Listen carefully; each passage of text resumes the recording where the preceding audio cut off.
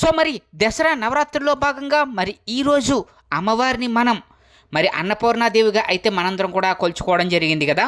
మరి రేపటి రోజున 4వ రోజు అనగా 4వ రోజున అమ్మవారు మనందరికీ కూడా మరి లలితాదేవి రూపంలో అయితే మనందరికీ కూడా దర్శనం అయితే ఇవ్వబోతున్నారనమాట.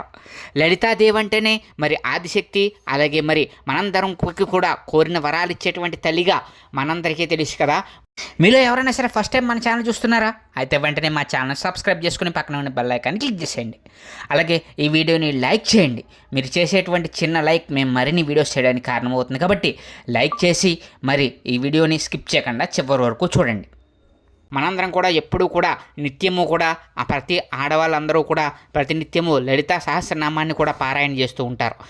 అటువంటి లలితాదేవి గురించి మరి ఎవరైనా సరే విన్నా, అలాగే ఆమె యొక్క కథ, ఆవిర్భావ కథ అనేది మనందరం కూడా తెలుసుకున్నా కానీ ఎంతో పుణ్యం అనమాట.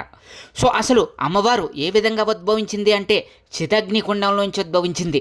అందుకే అమ్మవారిని చిదగ్నికుండ సంభూత అని చెప్పేసి లలితా సహస్రనామంలో అమ్మవారిని అయితే పిలుస్తూ ఉంటారు.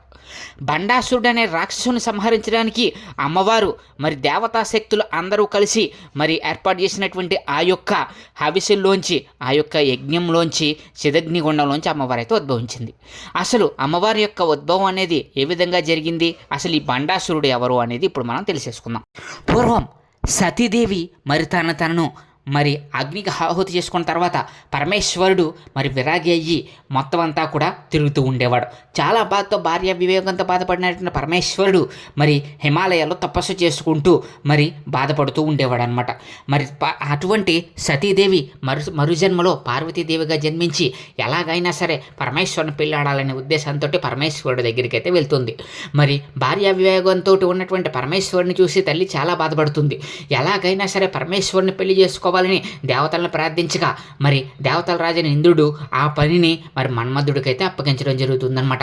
దానికి మన్మధుడు ఏం చేస్తాడు అనంటే పార్వతీదేవిని ఎలాగైనా సరే పరమేశ్వరుడితో కలపాలనే ఉద్దేశంతో పార్వతీదేవి పరమేశ్వరుడికి వెళ్ళే సమయానికి మరి మన్మధుడు తపస్సు చేసుకున్న పరమేశ్వరుడు మీద మరి మన్మథ బాణాన్ని అయితే ప్రయోగిస్తాడు. ఆ విధంగా మన్మథ బాణం ప్రయోగించగానే పరమేశ్వరుడు యొక్క దీక్ష చెడిపోతుందన్నమాట. వెంటనే పరమేశ్వరుడు ఆ యొక్క మన్మధుడిని అయితే బూడిద చేసేస్తాడు. మరి ఆ బూడిద నుంచి పరమేశ్వరుడు అక్కడి నుంచి వేరే చోటకు వెళ్ళిపోతాడు. మరి ఆ బూడిద నుంచి మరి ఒక రూపం వస్తుంది. ఆ రూపమే మనిషి రూపంలోకి మారుతుందన్నమాట. అదే మరి రాక్షసుడిగా, బండాసురుడిగా మరి అవతారం ఎత్తాడనమాట. మన్మధుడు బూడిద అయిపోయిన తర్వాత ఆ బూడిద నుంచి వచ్చిన వాడే ఈ బండాసురుడు ఆ యొక్క రూపాన్ని తీసుకోగానే పరమేశ్వరుని చూసి మరి పరమేశ్వరుడిని పరపరు విధాలుగా ప్రార్థించిన మీదట పరమేశ్వరుడు కరుణకు మెచ్చి పరమేశ్వరుడు వరం కోరుకోమంటే తనకి మరి ఎటువంటి మగవాళ్ళ నుంచి కూడా మరి తనకి చావు రాకూడదని అయితే కోరుకుంటాడనమాట. దాంతో మరి పరమేశ్వరుడికి బ్రహ్మ కలిసి ఆ యొక్క వరాన్ని అయితే బండాసురుడికి అయితే ఇస్తాడు. ఆ టైంలో బండాసురుడిని మరి ఆ పేరు ఎలా వచ్చిందంటే కనుక మరి బ్రహ్మదేవుడు ఆ పుట్టుకను చూసి బండ అని పిలుస్తాడనమాట. దాంతో బండాసురుడు అని చెప్పేసి అయితే నామకరణం అయితే వస్తుందన్నమాట. సో మరి అలా వచ్చినటువంటి బండాసురుడు మరి ఇంకా రెచ్చిపోతాడు. దేవతల మీద యుద్ధానికి వెళ్తూ ఉంటాడు, అందరినీ హింసించేస్తూ ఉంటాడనమాట. అప్పుడు దేవతలందరూ కలిసి మళ్ళీ శ్రీ మహావిష్ణువు దగ్గరికి వెళ్ళి, స్వామి ఈ విధంగా బండాసురుడి నుంచి మమ్మల్ని కాపాడేవారు ఎవరు లేరా అని చెప్పేసి అయితే ప్రార్థిస్తారు. వెంటనే మరి శ్రీ మహావిష్ణువు పరమేశ్వరుడినే ప్రార్థించమని చెప్తారనమాట. మరి అప్పుడు పరమేశ్వరుడు ఏం చెప్తాడు అని అంటే కనుక పరమేశ్వరుణ్ణి ప్రార్థించమని చెప్తారు కదా. అప్పుడు పరమేశ్వరుడి దగ్గరికి వెళ్ళి దేవతలందరూ అడగగానే పరమేశ్వరుడు మనందరం ఆది పరాశక్తిని ప్రార్థించాలి, మరి మనందరం కూడా కలిసి ఆ యొక్క ఆది పరాశక్తి రూపాన్ని మనందరం కూడా మరి మనం ఉద్భవించగలిగితే, మనందరి కోసం అమ్మవారు కనుక ఉద్భవించగలిగితే సో ఆ బండాసురుడు యొక్క వధ అనేది జరుగుతుందని చెప్పేసి పరమేశ్వరుడు చెప్పి వాళ్ళందరి చేత కూడా ఒక యజ్ఞాన్ని చేయిస్తాడనమాట. మరి అదే చిదగ్నికుండం అనేటువంటి ఒక యజ్ఞాన్ని అయితే చేయిస్తాడు. మరి అలా యజ్ఞంలోకి మరి దేవతలందరూ కూడా మరి హవిసుల్ని ఏర్పాటు చేసి మరి దేవతలందరూ కూడా హవిసులు ఇస్తూ మరి బ్రహ్మ తన యొక్క శక్తిని, అలాగే పరమేశ్వరుడు తన శక్తిని, అలాగే విష్ణుమూర్తి తన శక్తిని, అలాగే మరి మన్మధుడు కూడా ఈ విధంగా దేవతలందరూ తన శక్తులన్నింటినీ కూడా, తన ఆయుధాలకు శక్తుల్ని, తన శక్తులని అన్నింటినీ కూడా ఆ హవిసు రూపంలో ఆ యజ్ఞంలోకి దారపోస్తారు. అలా దారబోయితే వాటి అన్నింటినీ కూడా సంప్రీతి చెందినటువంటి ఆది పరాశక్తి అమ్మవారు చిదగ్ని కుండంలోంచి ఆ యొక్క యజ్ఞంలోంచి అయితే ఉద్భవిస్తుంది.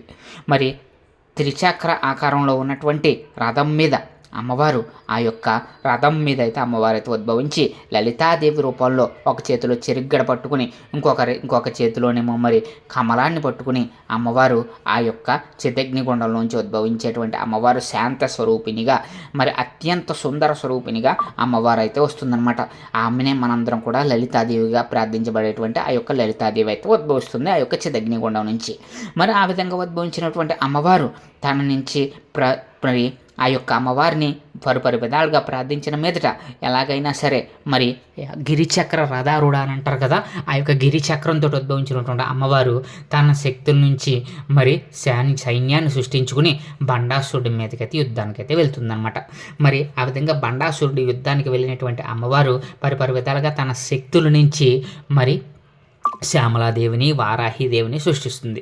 అలాగే తన కంటి చూపు నుంచి బాలా త్రిపుర సుందరి దేవిని కూడా పుట్టిస్తుంది అనమాట. మరి అటువంటి బాలా త్రిపుర సుందరి దేవిని కూడా సృష్టించి తన కంటి చూపు నుంచి సృష్టించిన బాలా త్రిపుర సుందరి దేవిని బండాసురుడి మీదకి యుద్ధానికి పంపుతుంది. బండాసురుడు ఆ టైంలో బండాసురుడు యొక్క కుమారుల్ని 30 మంది కుమారులను అయితే పంపుతాడు. మరి ఆ కుమారులందరినీ కూడా బాలా త్రిపుర సుందరి దేవి అయితే సంహరిస్తుంది. ఆ తర్వాత బండాసురుడు తన సైన్యాన్ని అలాగే తన సైన్యాధ్యక్షుల్ని కూడా పంపుతాడనమాట. మరి ఆ విధంగా పంపినప్పుడు వాళ్ళను కూడా మరి ఈ యొక్క సైన్యాధి దేవతలు ఉంటారు కదా, వారాహిదేవి శ్యామలాదేవి, వాళ్ళైతే మరి సంహరిస్తారు. మరి బండాసురుడు ఎన్నో విధాలుగా ప్రయత్నించి అసలు ఏం చేయాలో తెలియక మరి అమ్మవారి చేతిలో చివరికి అమ్మవారు పాశుపతాస్త్రం ప్రయోగించగానే మరి బండాసురుడు వధ అయితే జరుగుతుందనమాట. ఈ విధంగా మరి బండాసురుని వధించడానికి అమ్మవారు మరి పరిపరి విధాలుగా అమ్మవారు స్వయంగా అమ్మవారు వెలిసి అమ్మవారు ఆది పరాశక్తి రూపంలో అయితే వెళ్ళడం జరిగింది. అందుకే ఈ దసరా రోజులో అమ్మవారిని మనందరం కూడా లలితాదేవి రూపంలో 4వ రోజున విజయదుర్గాదేవి అవతారంలో మనందరం కూడా చూడొచ్చు అనమాట. లలితాదేవి అవతారం అనేది మనకి కనకదుర్గాదేవి టెంపుల్లో అయితే మనందరికీ కూడా విజయవాడ రూపంలో అమ్మవారు మరి లలితాదేవిగా రేపటి రోజున దర్శనం అయితే ఇవ్వబోతున్నారు. అమ్మవారిని కనుక కొలుచుకున్నట్లయితే కనుక మన జ్ఞానాన్ని ప్రసాదించేటువంటి దేవతగా మనందరం కూడా లలితాదేవి గురించి అయితే చెప్పుకోవచ్చు. మన కోరికలు తెచ్చేటువంటి తల్లిగా, అలాగే మనందరికీ కూడా జ్ఞానాన్ని ప్రసాదించేటువంటి తల్లిగా, మరి పాడి పంటలను ప్రసాదించేటువంటి తల్లిగా చెరుకు గడాన్ని చేతిలో పట్టుకుని అమ్మవారు మరి ఆ విధంగా అయితే మనందరికీ కూడా దర్శనమిస్తుందన్నమాట.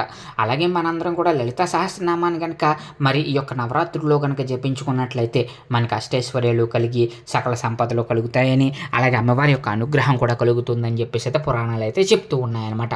మనకి విజయాలు కావాలన్నా లలితాదేవిని పూజించాలి, మన పిల్లలకి చదువులు కావాలన్నా సరే లలితాదేవిని పూజించాలి, మనలో జ్ఞానాన్ని కావాలన్నా కూడా ఈ యొక్క లలితాదేవిని ప్రత్యేకంగా ఆరాధించవలసి ఉంటుంది.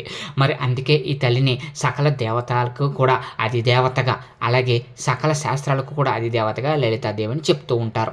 మరి విజయాన్ని సాధించేటువంటి తల్లిగా కూడా మనందరం కూడా మరి ఆ యొక్క లలితాదేవిని అయితే చూడొచ్చు అనమాట. మరి ఈ విధంగా లలితాదేవి యొక్క ఆరాధన అనేది రేపటి రోజున ఎంతో ముఖ్యం. ఈ నవరాత్రుల్లో లలితాదేవిని కనుక ఆరాధిస్తే మనందరికీ కూడా మంచి జరుగుతుందని మరి శాస్త్రాలు చెప్తున్నాయి. మరి ఇది ఫ్రెండ్స్ ఈరోజు మన వీడియో. ఈ వీడియో కనుక మీకు నచ్చినట్లయితే మా ఛానల్ సబ్స్క్రైబ్ చేసుకుని పక్కనే ఉన్న బెల్ ఐకాన్ని క్లిక్ చేసేయండి. అలాగే మీకు మరిన్ని ఎలాంటి ఇంట్రెస్టింగ్ వీడియోస్ కావాలనుకుంటే కనుక మరి మా ఛానల్ని ఫాలో అయ్యి మాకు సపోర్ట్ చేయమని మనస్ఫూర్తిగా అయితే కోరుకుంటున్నాను. Thank you friends, thank you so much.